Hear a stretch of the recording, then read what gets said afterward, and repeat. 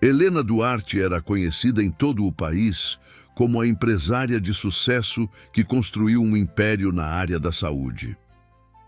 Aos 42 anos, comandava uma rede de clínicas médicas espalhadas por diversas cidades brasileiras, sempre estampando capas de revistas e sendo convidada para os eventos mais exclusivos da alta sociedade. Seu nome era sinônimo de determinação, elegância e filantropia.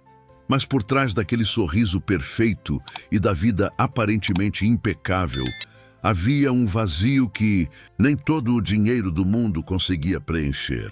Helena carregava uma dor silenciosa que a acompanhava desde a infância. Não saber de onde vinha, quem eram seus pais biológicos ou por que havia sido abandonada. Essa ferida nunca cicatrizou completamente, apenas foi sendo coberta pelas conquistas profissionais e pelo casamento com Ricardo, um homem que sempre esteve ao seu lado nos momentos públicos. Porém, naquela manhã ensolarada, ao entrar no Asilo São Vicente para fazer uma doação generosa, Helena não imaginava que sua vida estava prestes a ser virada de cabeça para baixo. A decisão de iniciar um projeto de doações para asilos não foi apenas uma estratégia de imagem, como muitos pensavam. No fundo, Helena sentia uma necessidade genuína de se conectar com algo maior, de encontrar algum propósito que fosse além dos números e contratos.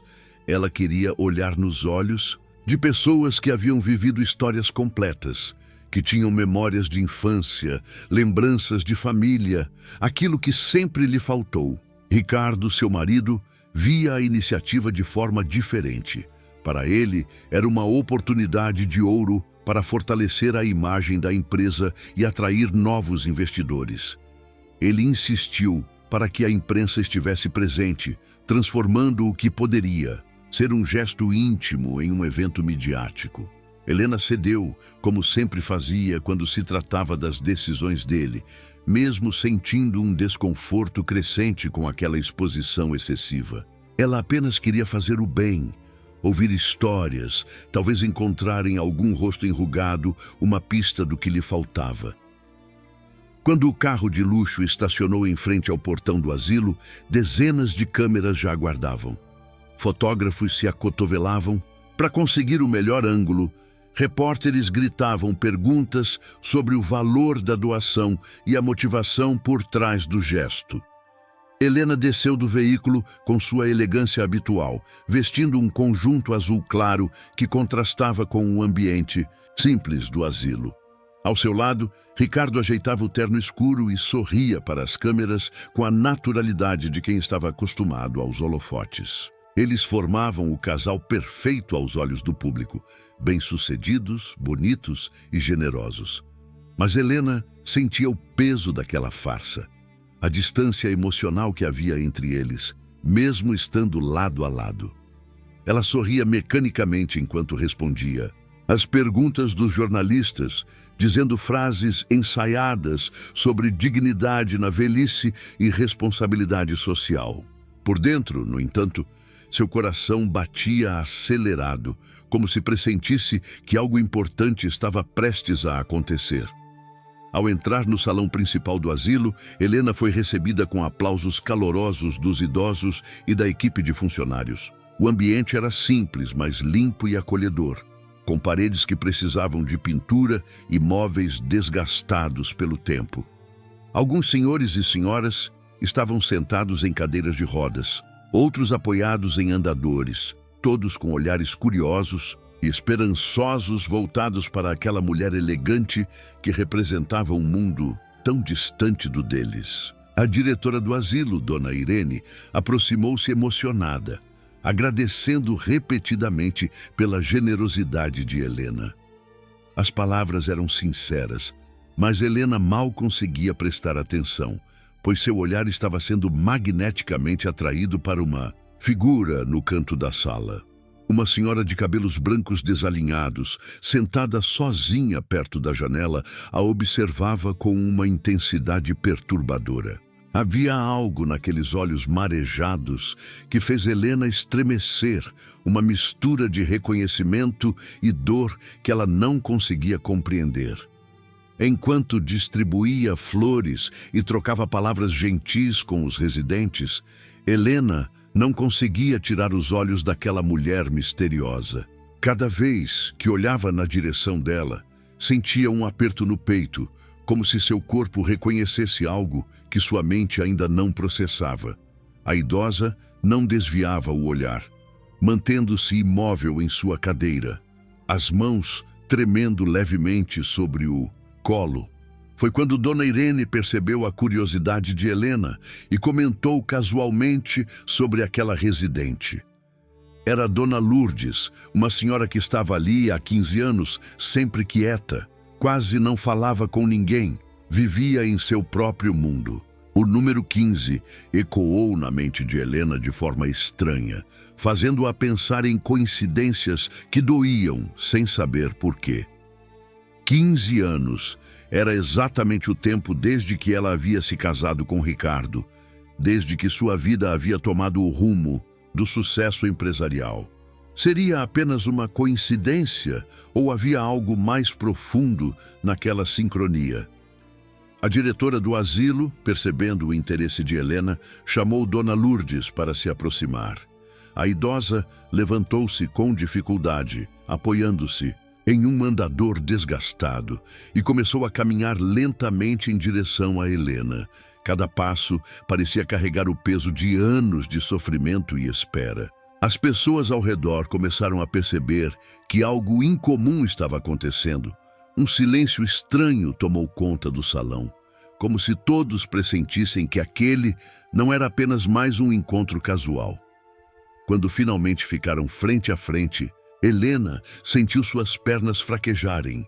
A mulher era baixa, curvada pelo tempo, mas seus olhos tinham uma força que contrastava com a fragilidade do corpo. Lourdes estendeu a mão trêmula e Helena, quase em transe, ofereceu a sua. O toque foi diferente de qualquer outro que ela já havia experimentado. Era quente, firme apesar do tremor e carregado de uma emoção que ela não conseguia nomear. Foi então que Dona Lourdes começou a falar, com uma voz rouca e fraca, mas carregada de certeza. Ela chamou Helena pelo nome completo, incluindo o sobrenome, e mencionou detalhes que ninguém ali poderia saber. O hospital onde Helena havia nascido, a cidade, o ano exato. O coração de Helena começou a disparar. Suas mãos ficaram geladas, e ela sentiu o mundo ao seu redor começar a girar. Como aquela mulher, uma completa desconhecida que vivia isolada em um asilo, poderia saber informações tão íntimas sobre seu nascimento? Ricardo, que observava a cena à distância, tentou intervir com uma explicação racional, sugerindo que a mulher havia visto essas informações na imprensa ou estava confusa devido à idade avançada. Mas Helena sabia que não era isso. Algo muito mais profundo estava acontecendo ali. A forma como Lourdes a olhava não era a de uma fã ou de alguém confuso. Era o olhar de quem reconhece algo precioso que foi perdido há muito tempo. As lágrimas começaram a escorrer pelo rosto enrugado de Dona Lourdes enquanto ela pronunciava as palavras que mudariam tudo. Porque eu sou sua mãe. O salão inteiro pareceu parar naquele instante. Os fotógrafos congelaram com as câmeras no ar. Os repórteres ficaram mudos, até o ar pareceu mais pesado. Helena recuou alguns passos. O buquê de flores que segurava escorregou de suas mãos e caiu no chão, as pétalas se espalhando pelo piso frio como lágrimas coloridas. Seu rosto ficou completamente branco. Os lábios tremeram, mas nenhuma palavra saiu. Como aquilo poderia ser verdade? Ela havia passado a vida inteira sem saber quem era sua mãe biológica, sem nenhuma pista, nenhuma esperança de encontrá-la. E agora, em meio a um evento público, cercada de câmeras e estranhos, aquela revelação bombástica era jogada sobre ela sem nenhum aviso. Antes que pudesse processar a informação ou formular qualquer pergunta, Dona Lourdes deu mais um passo à frente. Com a pouca força que lhe restava, A idosa segurou novamente a mão de Helena, puxou-a para perto e sussurrou algo em seu ouvido, tão baixo que apenas ela pôde ouvir. 3 palavras simples, mas que carregavam o peso de uma revelação devastadora. Foi seu marido. Helena sentiu como se o chão tivesse desaparecido sob seus pés. Seu estômago revirou e ela teve que se segurar para não cair. O que aquilo significava? Seu marido, Ricardo. O que ele tinha a ver com tudo isso? Enquanto as perguntas explodiam em sua mente, sem encontrar respostas, ela olhou instintivamente na direção onde Ricardo estava. Ele observava a cena com uma expressão que Helena nunca havia visto antes. Não era preocupação nem surpresa, mas algo que parecia calculado, controlado, como se ele já soubesse exatamente o que estava acontecendo. Naquele momento, Helena percebeu que sua vida perfeita, sua história cuidadosamente construída, tudo não passava de uma mentira elaborada. O caos se instalou no salão do asilo. Dona Lourdes, após pronunciar aquelas palavras devastadoras, começou a fraquejar. Suas pernas cederam e ela quase desabou, sendo amparada rapidamente por uma enfermeira. A diretora do asilo gritou, pedindo ajuda, enquanto os repórteres tentavam se aproximar de Helena para conseguir alguma declaração sobre o que estava acontecendo. As câmeras continuavam filmando tudo, registrando cada segundo daquele momento surreal que se tornaria manchete em todos os jornais do país. Helena, ainda em choque, não conseguia se mover. Seus olhos fixos no rosto de Dona Lourdes, sendo levada para um cômodo ao lado para receber cuidados médicos. Ricardo se aproximou dela, tentando segurá-la pelo braço e levá-la embora dali, dizendo que aquilo tudo era um absurdo, que precisavam sair imediatamente. Mas, pela primeira vez em muitos anos, Helena recusou sua orientação, afastou-se bruscamente dele e saiu correndo do asilo sem olhar para trás, com as lágrimas embaçando sua visão e o eco daquelas 3 palavras martelando em sua mente. Foi seu marido. Helena sempre foi admirada por sua capacidade de transformar desafios em oportunidades, de construir um império onde muitos viam apenas obstáculos. Sua trajetória profissional era contada como exemplo em palestras e entrevistas, a história da menina adotada que venceu na vida através da determinação e inteligência. Aos olhos do público, ela tinha absolutamente tudo: riqueza, reconhecimento, um casamento aparentemente perfeito e uma empresa sólida que gerava empregos e prestava serviços essenciais. Mas o que as revistas e programas de televisão não mostravam eram as noites em que Helena ficava acordada, olhando para o teto do quarto luxuoso, sentindo um vazio que nenhuma conquista conseguia preencher. Ela tinha tudo, menos aquilo que mais importava: uma história, uma origem, um passado que fizesse sentido. A sensação de não pertencer completamente a lugar nenhum a acompanhava desde criança e havia se intensificado com os anos, transformando-se em uma dor constante que ela aprendeu a disfarçar muito bem. Seus pais adotivos haviam sido pessoas boas, mas distantes emocionalmente. Eles a criaram com todos os recursos materiais necessários, garantiram sua educação em boas escolas e nunca a fizeram sentir-se como um peso. Porém, também nunca houve aquela conexão profunda que Helena via nas famílias de suas amigas. Aquele amor incondicional que se expressa em gestos simples do dia a dia. Quando ambos faleceram, ainda relativamente jovem, Helena sentiu uma tristeza genuína, mas também um estranho alívio por não precisar mais fingir que aquela dinâmica familiar fria era normal. Eles haviam deixado poucos documentos sobre sua adoção. Apenas uma certidão com informações vagas sobre um orfanato no interior e uma data. Ela guardou esses papéis em uma caixa que raramente abria, como quem guarda feridas que prefere não tocar. Durante anos, Helena tentou convencer a si mesma de que o passado não importava, que o que ela havia construído por conta própria era suficiente. Mas a verdade é que aquela lacuna nunca parou de doer. Foi nesse estado de vazio emocional que Helena conheceu Ricardo. Ele apareceu em sua vida em um momento estratégico, quando ela estava começando a expandir seu negócio e precisava de contatos e capital. Ricardo era mais velho, experiente no mundo corporativo, com conexões que facilitaram enormemente o crescimento da empresa de Helena. Ele se apresentou como um parceiro, alguém que acreditava no potencial dela e queria ajudá-la a alcançar o sucesso que merecia. No início, Helena interpretou aquele interesse como admiração genuína, talvez até amor. Ele era atencioso, sempre presente nas reuniões importantes, oferecendo conselhos e abrindo portas que sozinha ela demoraria anos para alcançar. O relacionamento evoluiu naturalmente para um casamento que fazia sentido para ambos. Ela ganhava estabilidade e apoio.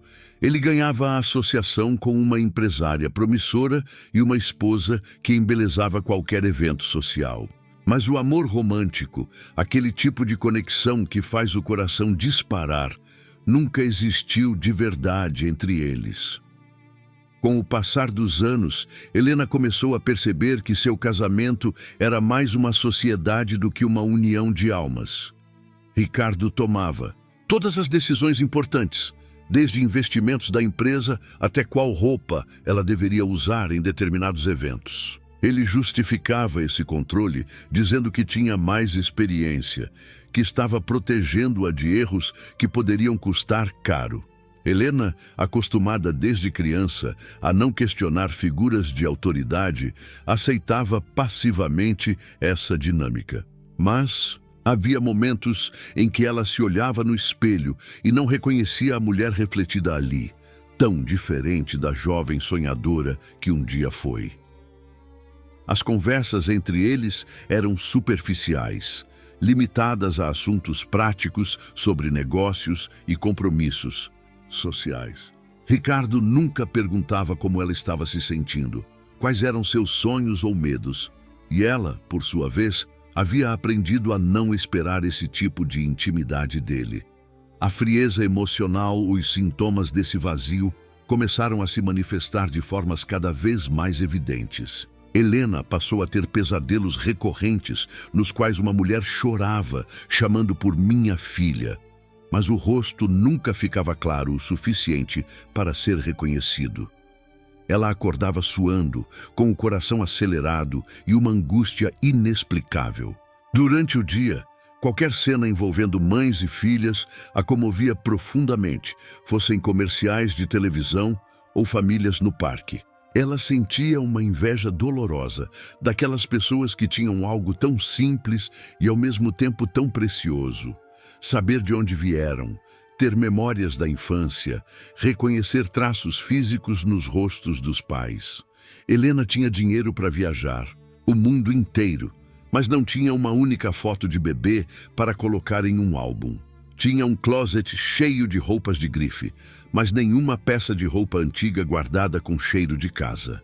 Tinha conquistado o sucesso que muitos sonham, mas não tinha a resposta para a pergunta mais básica: quem era ela de verdade? Foi essa busca por significado que a levou a criar o projeto de doações para asilos.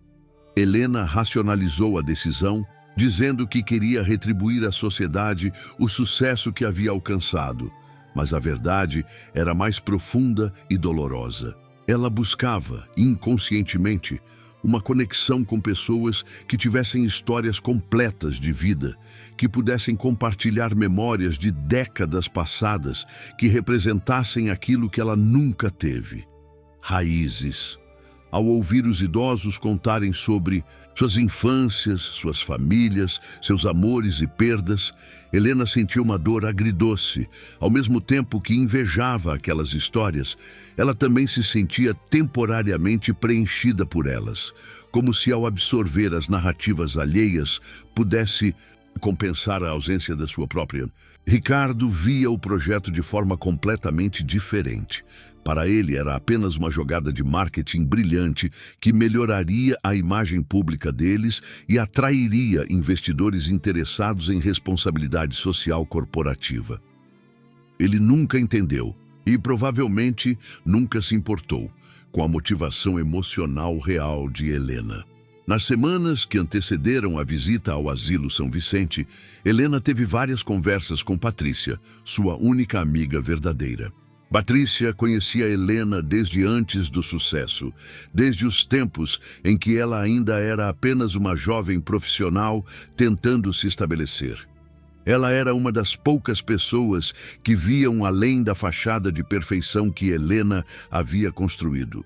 Em uma dessas conversas, Patrícia perguntou diretamente se Helena era feliz, e a resposta que veio foi reveladora. Eu não sei se sei o que é felicidade de verdade. Helena confessou que se sentia como uma atriz interpretando um papel em sua própria vida, sempre representando a empresária bem-sucedida, a esposa exemplar, a mulher que tinha tudo sob controle. Mas por dentro havia uma menina perdida que ainda procurava por um colo, por uma voz que dissesse: "Você é minha, você pertence aqui." Patrícia sugeriu que talvez fosse hora de Helena buscar suas origens, tentar descobrir algo sobre sua família biológica. Mas Helena tinha medo de descobrir que havia sido abandonada por não ser desejada, medo de abrir feridas que talvez fosse melhor deixar fechadas. O apartamento nos Jardins, com sua decoração impecável e vista privilegiada da cidade, era mais um cenário do que um lar.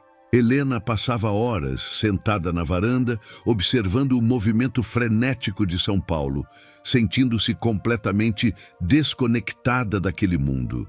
Ela tinha uma governanta, Dona Cida, que trabalhava com ela há anos e que era provavelmente a pessoa que mais a conhecia de verdade. Cida percebia quando Helena estava particularmente triste, mesmo que ela tentasse esconder. Em uma manhã, após uma noite mal dormida, Cida preparou o café favorito de Helena e sentou-se para conversar. Ela perguntou o que estava afligindo. Sua patroa e Helena, em um momento raro de vulnerabilidade, admitiu que se sentia oca por dentro, que todo o sucesso material não significava nada sem um senso de identidade e pertencimento. Cida, com sua sabedoria simples, disse algo que ficou marcado. Dinheiro não conversa com a gente, Helena. Gente conversa. Aquelas palavras ecoaram na mente de Helena por dias, fazendo-a perceber o quanto sua vida era povoada de coisas e vazia de conexões genuínas. A relação de Helena com Ricardo deteriorou-se ainda mais nesse período. Ele estava cada vez mais focado em expandir os negócios, em fazer novas aquisições e parcerias, enquanto ela questionava internamente se todo aquele império valia a pena. Eles mal conversavam sobre assuntos que não fossem trabalho, e quando Helena tentava iniciar uma conversa mais profunda, Ricardo a cortava com frases como "você está sendo emocional demais" ou "foque no que importa". Para ele, o que importava eram números, contratos e imagem pública. Os sentimentos e as dúvidas existenciais de Helena eram vistos como distrações inconvenientes. Houve um momento particularmente doloroso em que Helena mencionou que gostaria de procurar informações sobre sua família biológica e Ricardo foi categórico ao dizer que ela deveria deixar o passado onde estava, que revirar essas coisas só traria problemas. A firmeza com que ele disse isso, quase como uma ordem, fez Helena se sentir ainda mais aprisionada. Ela começou a perceber que Ricardo não era apenas controlador em relação aos negócios, mas também em relação a todos os aspectos de sua vida. Foi nesse estado emocional frágil e buscando desesperadamente por algo que desse sentido a sua existência que Helena chegou ao Asilo São Vicente naquela manhã fatídica. Ela não sabia, não poderia saber que aquela visita rotineira se transformaria no momento mais impactante de sua vida.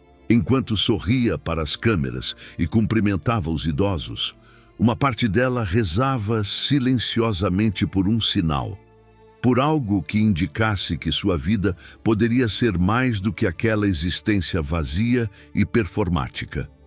E o universo, com sua ironia, cruel e libertadora ao mesmo tempo, estava prestes a responder àquela prece de uma forma que Helena jamais imaginaria. O encontro com Dona Lourdes não foi apenas uma revelação sobre seu passado. Foi o início de um processo doloroso, mas necessário, de descoberta da verdade, de enfrentamento de mentiras cuidadosamente construídas e, finalmente, de libertação de uma prisão emocional que ela nem sabia que habitava. A empresária bem-sucedida estava prestes a ser despida de todas as suas certezas e reconstruída a partir de uma verdade brutal e libertadora. Os dias seguintes ao encontro no asilo foram um verdadeiro inferno para Helena. Ela não conseguia comer, dormir ou focar em qualquer atividade. As palavras de Dona Lourdes ecoavam incessantemente em sua mente. Foi seu marido. O que aquilo significava? Como Ricardo poderia estar envolvido em sua história antes mesmo de se conhecerem? Nada fazia sentido, e a confusão mental se misturava com uma crescente sensação de traição. Ricardo, por sua vez, agia como se nada de extraordinário tivesse acontecido, mantinha sua rotina normal, ia às reuniões, fazia ligações, jantava em silêncio. Quando Helena tentava trazer o assunto à tona, ele a interrompia com comentários sobre a irresponsabilidade daquela mulher e sobre como ela estava se deixando manipular. Ele insistia que Dona Lourdes era apenas uma idosa confusa, buscando atenção, que a história toda não passava de uma coincidência explorada por alguém que viu uma oportunidade ao conhecer uma pessoa famosa. Mas Helena não conseguia se convencer disso. Seu instinto gritava que havia muito mais por trás daquele encontro. Determinada a descobrir a verdade, Helena tomou uma decisão que marcaria o início de sua jornada de investigação. Voltaria ao asilo, sozinha, sem câmeras, sem Ricardo, sem ninguém que pudesse influenciar ou controlar a conversa. Na manhã seguinte, vestiu roupas simples, dispensou o motorista e dirigiu ela mesma até o asilo São Vicente. Seu coração batia acelerado durante todo o percurso, uma mistura de medo e esperança.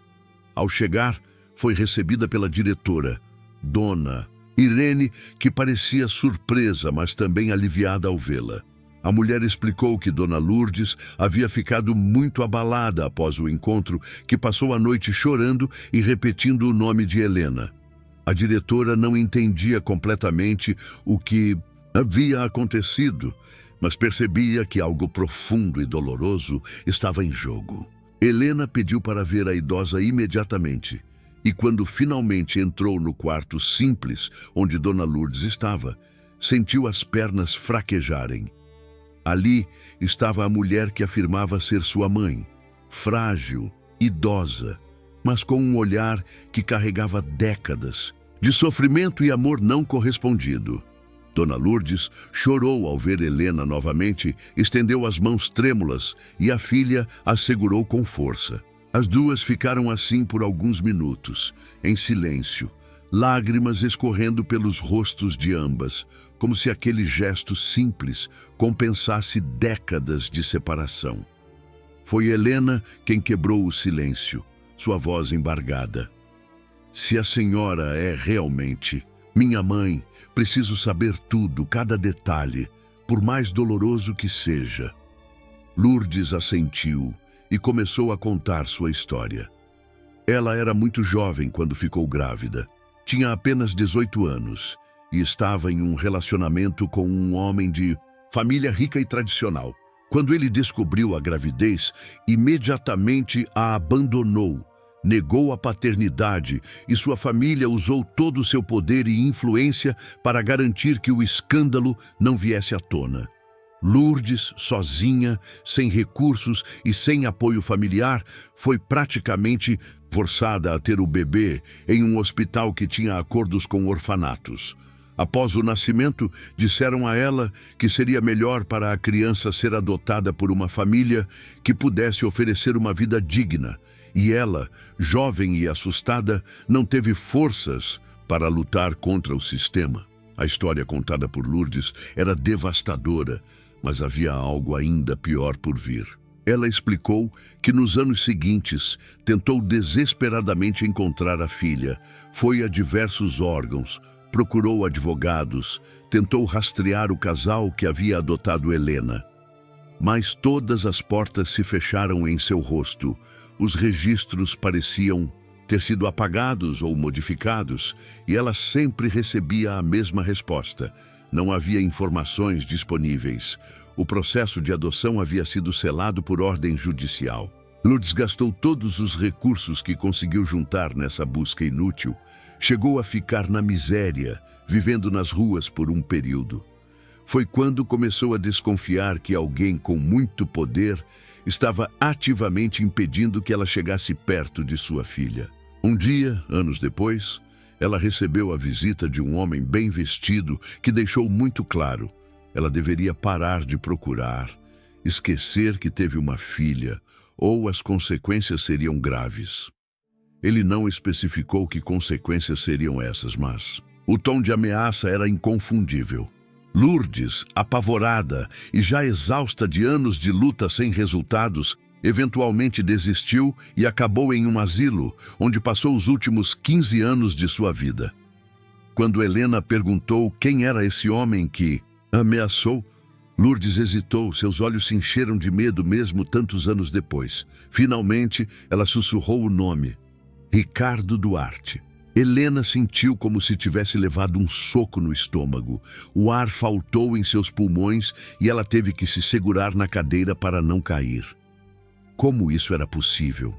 Ricardo nem deveria conhecê-la naquela época. Eles só se encontraram muitos anos depois, quando ela já era uma adulta estabelecida profissionalmente. Mas Lourdes explicou que havia mais nessa história. Ricardo não a conheceu por acaso. Ele sabia exatamente quem ela era desde o início. Ele havia sido o intermediário no esquema que separou mãe e filha, trabalhando para a família rica que queria esconder o erro do filho. E quando Helena, já crescida e trabalhando em seu negócio emergente, começou a ganhar visibilidade, Ricardo viu uma oportunidade perfeita: se aproximar dela, casar-se e assim garantir que o segredo permanecesse enterrado para sempre. Afinal, quem suspeitaria que o marido dedicado fosse a mesma pessoa que destruiu sua família biológica? A revelação foi tão chocante que Helena precisou sair do quarto para respirar ar fresco. Ela sentou-se no banco do jardim do asilo, a cabeça girando com aquelas informações impossíveis de processar. Seu casamento inteiro era uma mentira. Sua vida toda havia sido manipulada por um homem que ela pensava conhecer. Ricardo não a amava. Provavelmente nunca a amou. Ela era apenas mais uma peça em um jogo elaborado de controle e ocultação de verdades inconvenientes. Helena pensou em todos os momentos importantes que viveram juntos, as decisões que ele a ajudou a tomar, a forma como sempre a desencorajou de buscar seu passado. Tudo fazia sentido agora, de uma forma horrível e cristalina. Ele não queria protegê-la de decepções, como sempre dizia. Ele queria proteger a si mesmo e ao segredo que carregava. Cada gesto de carinho, cada conselho, cada decisão compartilhada estava contaminada por essa mentira fundamental. Helena sentiu náusea e raiva, mas também uma estranha clareza. Finalmente, ela entendia por que sempre se sentiu desconectada dele, porque o casamento sempre pareceu uma farsa bem montada. Antes de sair do asilo, Helena pediu a Dona Lourdes que fornecesse qualquer prova, qualquer documento ou evidência que pudesse corroborar aquela história absurda. A idosa, com mãos trêmulas, Foi até uma gaveta antiga e retirou um envelope amarelado que guardava há anos. Dentro havia algumas fotos antigas, cartas e, mais importante, recibos de pagamentos que mostravam transferências de dinheiro para orfanato e para intermediários, todos com a assinatura de Ricardo ou de pessoas ligadas a ele. Havia também uma carta escrita de próprio punho por ele, anos atrás, onde ficava claro seu envolvimento no esquema de adoção ilegal. Lourdes havia conseguido esses documentos através de um ex-funcionário do orfanato que sentiu remorso pelo que havia participado e decidiu ajudá-la antes de morrer. Ela guardou aqueles papéis como um tesouro, sabendo que um dia poderiam ser a única prova de que sua história era verdadeira. Helena segurou o envelope com mãos trêmulas, sentindo o peso daquelas evidências. Eram papéis velhos, algumas assinaturas estavam desbotadas, mas eram provas concretas de que tudo o que Lourdes havia contado era real. Sua vida inteira havia sido construída sobre uma mentira cuidadosamente orquestrada, e o homem que dormia ao seu lado todas as noites era o arquiteto dessa fraude monstruosa. No caminho de volta para casa, Helena precisou parar o carro várias vezes, porque as lágrimas embaçavam sua visão. Ela chorava de raiva, de tristeza, de luto por uma vida que poderia ter sido completamente diferente. Pensou em todas as vezes que sentiu falta de uma mãe, em todos os aniversários que comemorou, sem saber que havia alguém no mundo que se lembrava daquela data e chorava pela filha perdida. Pensou nas noites em que acordava com pesadelos sobre uma mulher chamando por ela. E agora sabia que aqueles sonhos eram ecos de uma conexão que jamais foi completamente rompida. Lourdes havia vivido 15 anos a poucos quilômetros de distância, abandonada em um asilo, enquanto Helena construía um império e estampava revistas. O destino havia sido cruel com ambas, mas a crueldade não foi acidental. Foi deliberadamente planejada e executada por homens que valorizavam aparências e segredos mais do que vidas humanas. Helena sentiu uma determinação feroz crescer dentro dela. Ela não apenas confrontaria Ricardo, ela destruiria completamente o castelo de mentiras que ele havia construído. Ao chegar em casa, Helena encontrou Ricardo na sala, bebendo vinho e assistindo ao noticiário como se fosse apenas mais uma noite normal. Ele olhou para ela e imediatamente percebeu que algo havia mudado. O olhar de Helena não era mais o de uma esposa submissa e confusa. Era o olhar de alguém que finalmente enxergava a verdade. Ela não disse uma palavra, apenas colocou o envelope sobre a mesa de centro, bem na frente dele.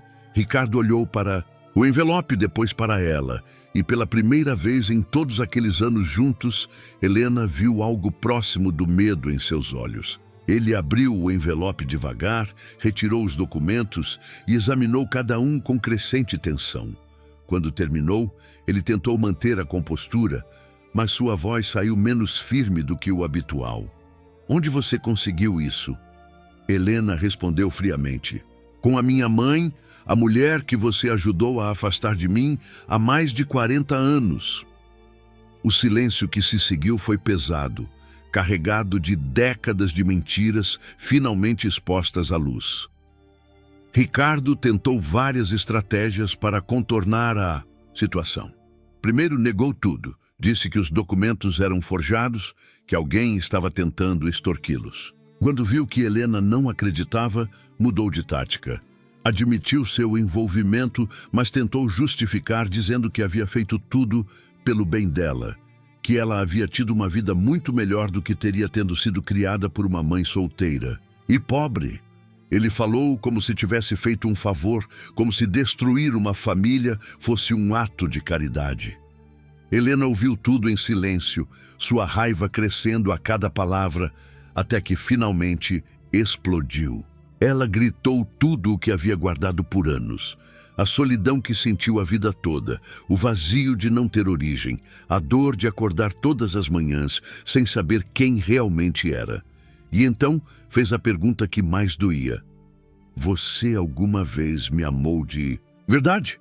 Ou eu sempre fui apenas uma peça conveniente no seu jogo? Ricardo não respondeu, e aquele silêncio foi a resposta mais honesta que ele já havia dado. Naquela noite, Helena pegou algumas roupas, documentos importantes e saiu de casa. Ela não sabia exatamente para onde estava indo, mas sabia que não poderia passar mais um segundo sob o mesmo teto que aquele homem. A busca pela verdade estava apenas começando e ela estava determinada a descobrir cada detalhe, cada segredo, cada mentira que havia sido construída sobre sua vida. Helena passou os dias seguintes em um pequeno hotel discreto na zona leste da cidade, longe dos holofotes e do mundo que conhecia. Ela precisava de tempo para processar tudo o que havia descoberto. E, mais importante, precisava traçar um plano. Não bastava saber a verdade. Ela precisava de provas irrefutáveis que pudessem não apenas expor Ricardo, mas também proteger sua mãe de qualquer retaliação. Foi quando decidiu contratar Arnaldo, um ex-detetive particular com reputação de ser discreto e eficiente. Arnaldo era um homem de cerca de 60 anos, com aparência simples, mas olhar aguçado, que havia trabalhado em casos delicados envolvendo pessoas poderosas. Quando Helena o procurou e contou sua história, ele não demonstrou surpresa, apenas um cansaço de quem já havia visto muita coisa suja escondida por dinheiro e influência. Ele aceitou o caso imediatamente, movido não apenas pelo pagamento generoso que Helena oferecia, mas pela indignação genuína com a injustiça que ela e sua mãe haviam sofrido. A primeira tarefa seria reunir evidências adicionais que corroborassem os documentos que Lourdes havia guardado por tantos anos. Arnaldo começou sua investigação pelos lugares óbvios: o antigo orfanato onde Helena havia sido deixada, os hospitais da região, cartórios que pudessem ter registros de adoções daquela época. Muitos desses lugares já não existiam mais ou haviam sido demolidos, mas ele tinha contatos que sabiam onde encontrar arquivos antigos que haviam sido preservados. Foi em um desses arquivos empoeirados, guardados em um porão de um prédio público abandonado, que Arnaldo encontrou ouro, registros completos do processo de adoção de Helena, incluindo pagamentos feitos por intermediários, nomes de pessoas envolvidas e, mais importante, documentos que mostravam que o processo havia sido claramente irregular. A adoção deveria ter passado por uma série de etapas legais que nunca foram cumpridas, sugerindo que tudo havia sido acelerado e facilitado através de suborno. Entre os nomes que apareciam repetidamente nos documentos, estava não apenas Ricardo, mas também o nome de uma família tradicional da cidade, os Mendonça, conhecidos por sua riqueza e influência política. Era o elo que faltava para entender a dimensão completa da conspiração. Enquanto Arnaldo cavava no passado, Helena decidiu fazer sua própria investigação dentro da empresa. Ela tinha acesso a todos os arquivos financeiros da holding que administrava com Ricardo e começou a procurar por transações suspeitas que pudessem estar relacionadas ao caso. O que descobriu foi ainda mais chocante. Durante todos os anos de casamento, Ricardo havia feito pagamentos mensais para uma consultoria, que na verdade era uma fachada para transferir dinheiro para o asilo onde Lourdes estava. Ele não estava apenas mantendo-a lá por caridade, estava efetivamente pagando para que ela permanecesse isolada e controlada. Havia também pagamentos para clínicas médicas privadas, advogados especializados em assuntos delicados e até para um ex-policial que aparentemente trabalhava como seu solucionador de problemas. Era uma rede elaborada de cumplicidade e silenciamento mantida ao longo de décadas.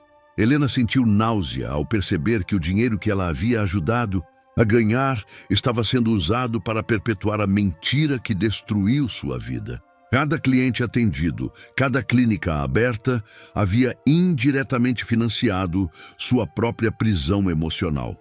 Foi durante essa investigação que Helena descobriu algo ainda mais devastador, algo que Lourdes havia mencionado, mas que ela não havia totalmente compreendido: o aborto forçado.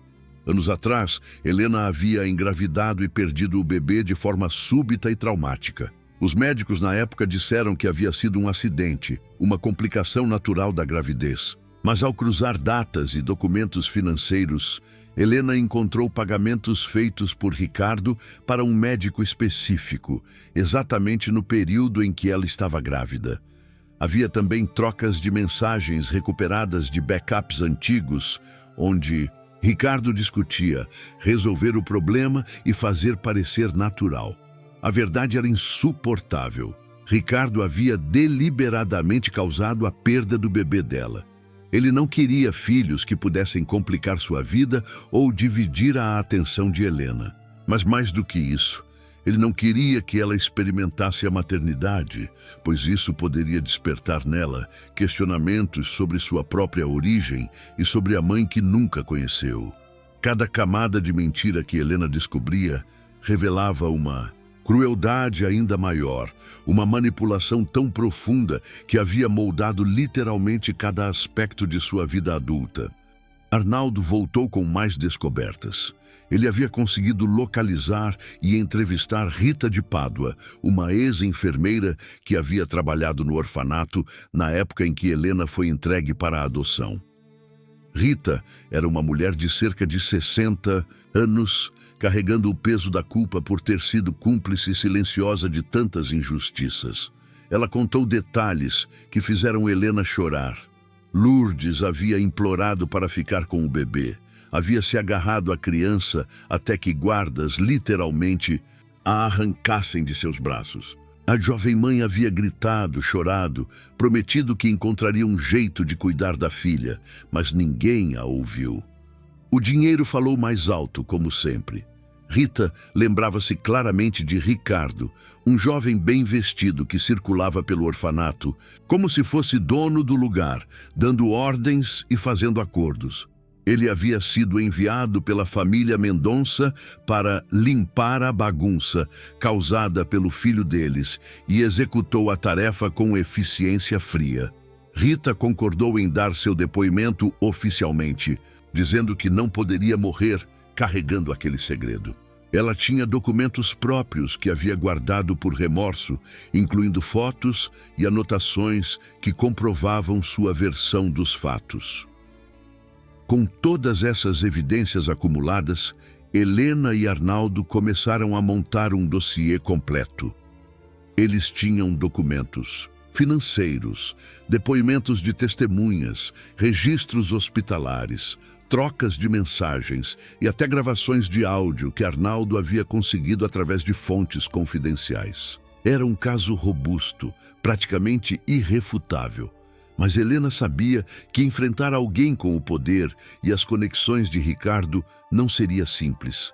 Ele tinha advogados caros, amigos em posições estratégicas e recursos para arrastar qualquer processo legal por anos. Mais do que isso, ele tinha a capacidade de destruir a reputação dela antes mesmo que a verdade viesse completamente à tona.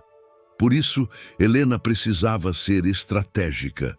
Ela procurou Marina Leal, uma advogada conhecida por aceitar casos difíceis contra pessoas poderosas. Enquanto o plano legal era traçado, Helena não se esqueceu de Lourdes. Sua mãe ainda estava no asilo, mas Helena agora visitava-a regularmente, sempre com cuidado para não ser seguida.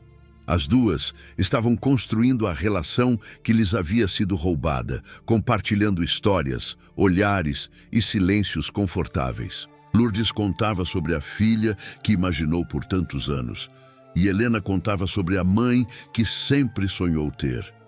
Havia dor nessas conversas, mas também uma cura gradual. Foi durante uma dessas visitas que algo inesperado aconteceu. Ricardo descobriu onde Lourdes estava e tomou uma decisão drástica.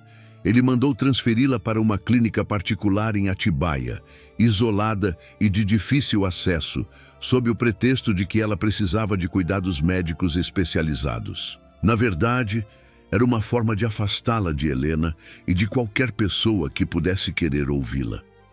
Quando Helena chegou ao asilo e descobriu que sua mãe havia sido levada, ela entrou em pânico.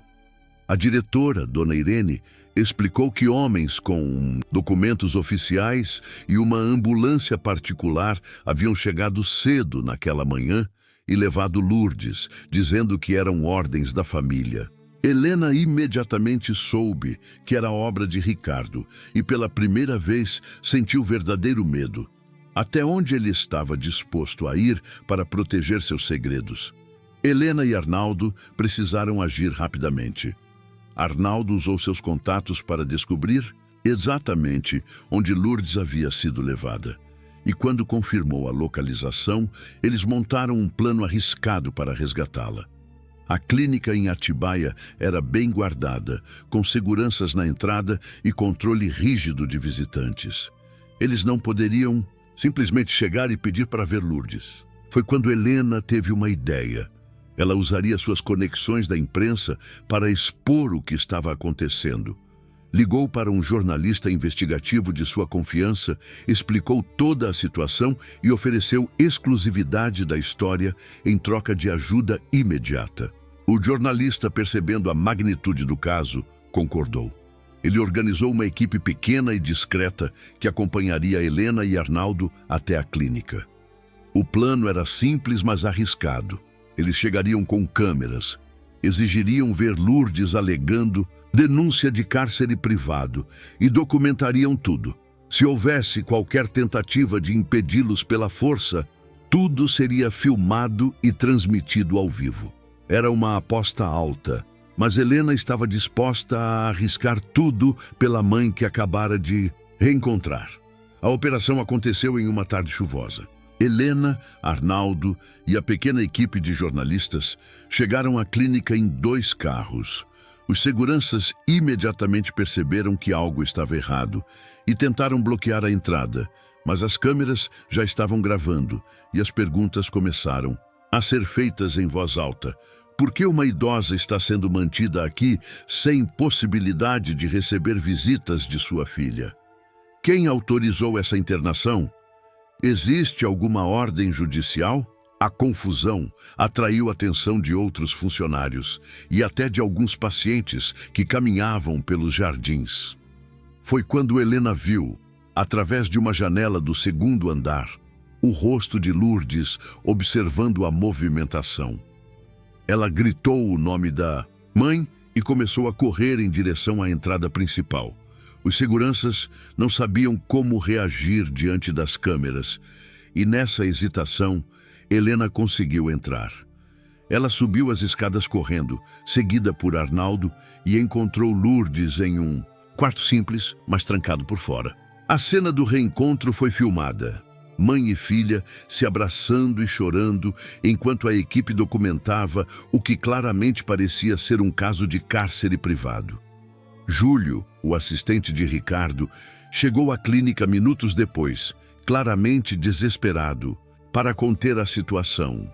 Ele tentou explicar que tudo era um mal-entendido, que Lourdes estava ali para seu próprio bem, mas suas palavras soaram vazias diante das imagens que estavam sendo capturadas. Helena, com uma coragem que ela própria não sabia que possuía, encarou Júlio diretamente e disse para as câmeras: "Este homem trabalha para meu marido, Ricardo Duarte, que orquestrou minha adoção ilegal há mais de 40 anos e agora está tentando silenciar minha mãe biológica." A declaração foi bombástica e mudaria tudo. Júlio tentou negar, mas sua linguagem corporal entregava o nervosismo. Helena, Arnaldo e Lourdes saíram da clínica sob os flashes das câmeras, entraram no carro e partiram rapidamente. Eles sabiam que acabavam de cruzar uma linha sem volta. A história estava agora nas mãos do público e não havia mais como abafá-la. Ricardo teria que responder não apenas para Helena, mas para o país inteiro. A guerra havia começado e Helena estava determinada a vencer. não por vingança, mas por justiça e por todas as vítimas silenciosas de homens poderosos que acham que podem comprar e manipular vidas humanas como se fossem mercadorias. As imagens da operação de resgate em Atibaia se espalharam como fogo. Em poucas horas, o vídeo de Helena resgatando sua mãe da clínica estava em todos os portais de notícias, redes sociais e programas de televisão. A comoção nacional foi imediata e avassaladora. Pessoas de todo o país se solidarizavam com a história de separação e reencontro, enquanto clamavam por justiça contra Ricardo e todos os envolvidos na conspiração. Hashtags como Justiça por Helena e Verdade para Lourdes dominaram as redes sociais por dias. A pressão popular era tanta que as autoridades não tiveram escolha senão agir rapidamente. O Ministério Público abriu uma investigação oficial e promotores especializados em crimes contra a dignidade humana assumiram o caso. Helena e Marina trabalharam incansavelmente para organizar todas as provas. Documentos, depoimentos, gravações, tudo foi devidamente protocolado e apresentado às autoridades. A estratégia de ir à mídia antes dos tribunais havia funcionado perfeitamente. Ricardo não conseguiria usar sua influência para enterrar o caso quando o país inteiro estava observando atentamente cada desenvolvimento. Ricardo tentou contra-atacar, como era esperado. Ele contratou uma equipe de advogados caros que imediatamente começaram a trabalhar em sua defesa. A estratégia deles era clara: desacreditar Helena, pintá-la como uma mulher emocionalmente instável que estava sendo manipulada por oportunistas interessados em seu dinheiro. Eles espalharam notícias sugerindo que toda a história era uma armação elaborada para ganhar controle total da empresa. Alguns veículos de mídia, possivelmente comprados por Ricardo, publicaram artigos questionando a veracidade das acusações. Mas a maré da opinião pública estava fortemente contra ele, e cada tentativa de manipulação da narrativa apenas reforçava a imagem de um homem poderoso tentando escapar das consequências de seus atos. Mais testemunhas começaram a surgir espontaneamente. Ex-funcionários do orfanato, pessoas que haviam trabalhado com Ricardo e presenciado comportamentos suspeitos, até mesmo pessoas da família Mendonça que, sentindo o navio afundar, decidiram cooperar com as autoridades em troca de acordos de delação. A rede de cumplicidade, que parecia inabalável, começou a se desfazer rapidamente. O processo legal foi movido em múltiplas frentes. Criminalmente, Ricardo foi acusado de tráfico de pessoas, falsidade ideológica, corrupção de funcionários públicos, cárcere privado e até tentativa de homicídio no caso do aborto forçado de Helena. Civilmente, Helena entrou com ação de divórcio litigioso, pedindo a anulação de todos os contratos pré-nupciais sob a alegação de que o casamento havia sido baseado em fraude desde o início. Ela também moveu processos para recuperar o controle total da empresa, argumentando que Ricardo havia usado recursos da companhia para atividades criminosas. Os processos se acumulavam e a cada dia surgiam novas revelações que tornavam a situação de Ricardo ainda mais insustentável. Sua reputação, cuidadosamente construída ao longo de décadas, desmoronou em questão de semanas. Empresas romperam parcerias, investidores retiraram seus recursos e até amigos de longa data se afastaram publicamente dele. Ricardo, que sempre se orgulhou de seu poder e controle, viu-se completamente isolado e vulnerável pela primeira vez na vida. Enquanto a batalha legal se desenrolava, Helena focou em reconstruir sua vida e, principalmente, sua relação com Lourdes. Ela alugou uma casa confortável, mas simples, em um bairro tranquilo da Zona Leste, longe do luxo ostensivo dos jardins, mas infinitamente mais acolhedora.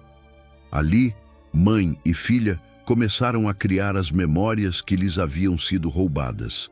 Helena, Aprendeu a cozinhar as receitas favoritas de Lourdes e a idosa compartilhava histórias de sua juventude, da família que Helena nunca conheceu, dos sonhos que teve para a filha que foi obrigada a abandonar. Havia momentos de choro, é claro, luto pelas décadas perdidas que nunca poderiam ser recuperadas. Mas havia também risadas, abraços longos e aquele tipo de amor incondicional que Helena sempre ansiou, mas nunca soube que poderia ter. Pela primeira vez em sua vida, ela se sentia completa, não porque tinha dinheiro ou sucesso, mas porque finalmente sabia quem era e de onde vinha. Ela tinha raízes, tinha história, tinha uma mãe que a amava antes mesmo dela nascer. O julgamento de Ricardo foi um evento nacional. Transmitido ao vivo, atraiu milhões de espectadores que acompanharam cada detalhe das acusações e defesas. Helena estava presente todos os dias, sentada no banco das vítimas ao lado de Lourdes, que apesar de frágil fisicamente, mantinha-se firme emocionalmente. Ver o homem que havia controlado sua vida por tanto tempo sentado no banco dos réus, sendo obrigado a responder por seus crimes, era simultaneamente libertador e doloroso. Durante seu depoimento, Helena contou tudo. A infância solitária, o vazio constante, o casamento frio, a descoberta devastadora da verdade. Sua voz tremeu várias vezes, lágrimas caíram, mas ela não parou. Lourdes também depôs, narrando, com detalhes emocionantes, o dia em que sua filha foi arrancada de seus braços e os anos de busca desesperada que se seguiram. Rita, a ex-enfermeira, confirmou todos os detalhes sórdidos da operação no orfanato. Um a um, os depoimentos pintaram um quadro devastador da conspiração que havia destruído 2 vidas. A defesa de Ricardo tentou argumentar que ele estava apenas seguindo ordens da família Mendonça, que era jovem e inexperiente na época e não compreendia totalmente as implicações de seus atos. Tentaram argumentar também que ele havia, de certa forma, ajudado Helena ao garantir que ela fosse adotada por uma família capaz de lhe oferecer oportunidades. Mas os argumentos soaram vazios e cínicos, especialmente quando a acusação apresentou evidências do aborto forçado e dos pagamentos para manter Lourdes isolada, crimes que aconteceram décadas depois da adoção inicial, provando que Ricardo não era uma vítima das circunstâncias, mas um agente ativo e contínuo na perpetuação da injustiça. O júri não precisou de muito tempo para deliberar. Ricardo foi considerado culpado em praticamente todas as acusações. A sentença foi severa: 15 anos de prisão, além de indenizações milionárias para Helena e Lourdes. A sala do tribunal explodiu em aplausos quando a sentença foi anunciada. E Helena, pela primeira vez em meses, sentiu que poderia finalmente respirar livremente.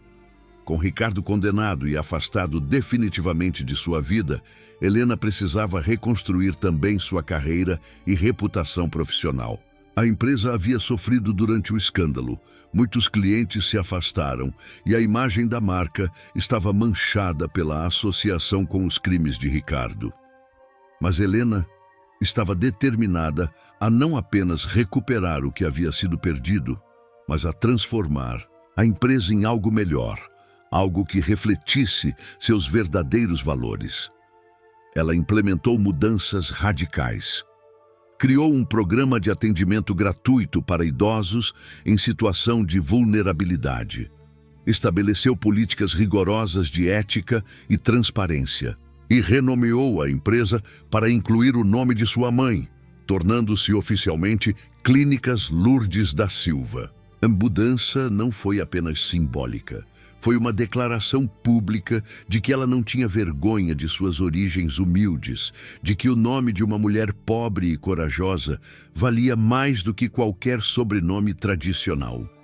Gradualmente, a confiança do público foi restaurada, não apenas pela qualidade dos serviços, mas pelo que a empresa agora representava: redenção, justiça e amor filial.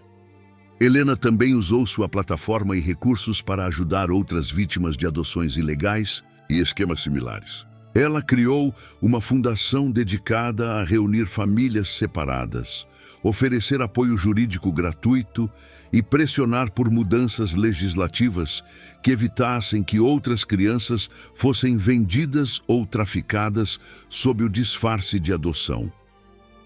A Fundação Reencontro Lourdes tornou-se uma das organizações mais respeitadas do país em sua área de atuação, ajudando centenas de pessoas a encontrarem suas origens e, em muitos casos, reunindo-as com familiares biológicos.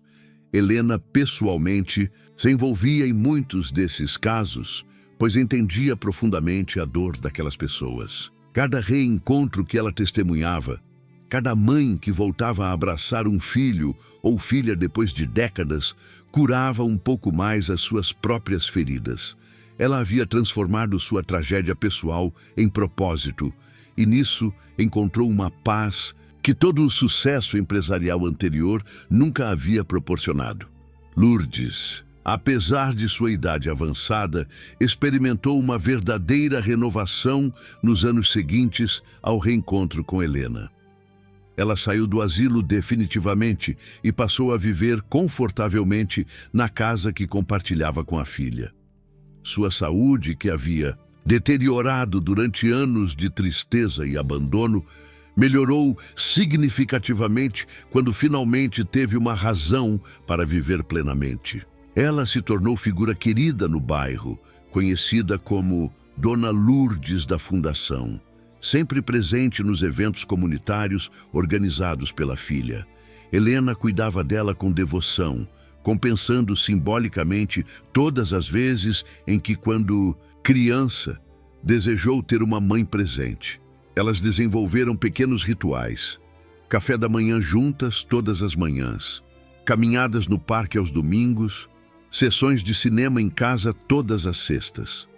Eram momentos simples, mas carregados de significado. Lourdes frequentemente dizia que aqueles últimos anos com Helena valeram por toda uma vida de sofrimento. E Helena, vendo o sorriso genuíno no rosto de sua mãe, sabia exatamente o que ela queria dizer. Anos depois do julgamento, em uma tarde tranquila, Helena e Lourdes visitaram o Asilo São Vicente, o lugar onde tudo havia começado. O asilo havia sido completamente reformado com doações da Fundação Reencontro, e agora era um espaço acolhedor e digno para seus residentes. As duas foram recebidas com festa, com flores e abraços calorosos. Helena deu uma pequena palestra para os idosos ali reunidos, contando sua história de dor e redenção, enfatizando que nunca era tarde para a verdade vir à tona e para o amor encontrar seu caminho. Quando terminou de falar, olhou para Lourdes, sentada na primeira fileira, os olhos da mãe brilhando de orgulho e emoção. Naquele momento, Helena entendeu completamente que sua jornada não havia sido apenas sobre descobrir de onde vinha, mas sobre descobrir quem ela realmente era quando, livre das mentiras e manipulações. Ela não era mais a empresária vazia que vivia para manter aparências. Era simplesmente Helena Lourdes da Silva, filha, sobrevivente e agora defensora daqueles que, como ela, tiveram suas vozes silenciadas. E isso ela finalmente compreendeu. Era muito mais valioso do que qualquer fortuna ou reconhecimento público. Ao sair do asilo naquele dia, mãe e filha caminharam de mãos dadas sob o sol da tarde. Duas mulheres que o destino separou cruelmente, mas que o amor e a coragem reuniram, provando que a verdade, por mais dolorosa que seja, sempre será o caminho para a verdadeira liberdade.